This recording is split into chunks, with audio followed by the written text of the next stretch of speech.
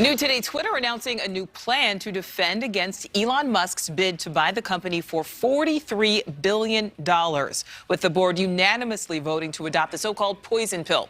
Now, that allows existing shareholders to purchase additional shares at a discount, which then limits the ability of a single shareholder to acquire mass shares in the open market.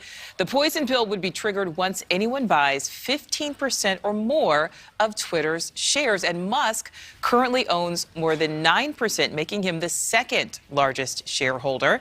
NewsNation's Nancy Liu joins us live now. Nancy, there's a free speech debate wrapped up in all of this.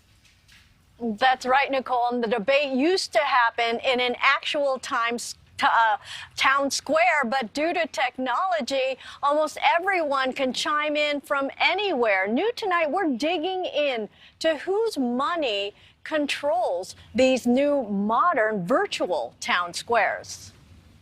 An inclusive arena for free speech. Elon Musk discussed his vision for Twitter in a TED conversation just after news broke of his $43 billion bid to buy it. The world's richest man has called himself a free speech absolutist, criticizing what he sees as censorship and regulation. Social media is privately owned. The First Amendment doesn't apply to them. So I think what we have is, if I don't like the way you moderate that site, I go somewhere else. According to Gene Policinski of the Freedom Forum, a free speech free-for-all on Twitter just won't fly, and advertisers would flee. Others also question the true motive driving Musk. Free speech, from his viewpoint, is everything that he agrees with should be free and widely circulated.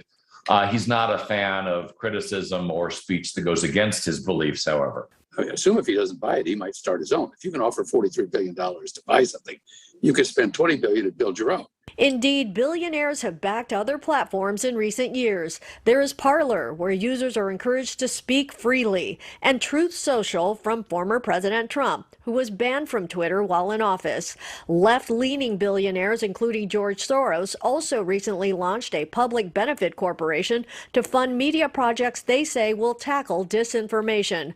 But no new platform comes close to Twitter's 330 million users. With all social media, evolution is a given. We've had 230 years to work out the legal part of the First Amendment. We're really only in about the second decade of working out the social media and the social parameters around this new tool that we have to speak to each other. Now, the Musk offer for Twitter said to be take it or leave it. Twitter clearly indicating a preference to leave it. Musk so far has not revealed his plan B. Nicole? Oh, yeah, I'm sure there is a plan B, though. All right. Nancy, thank you. Thank you for watching. Click the red subscribe button below so you can get more of NewsNation's fact-driven, unbiased coverage.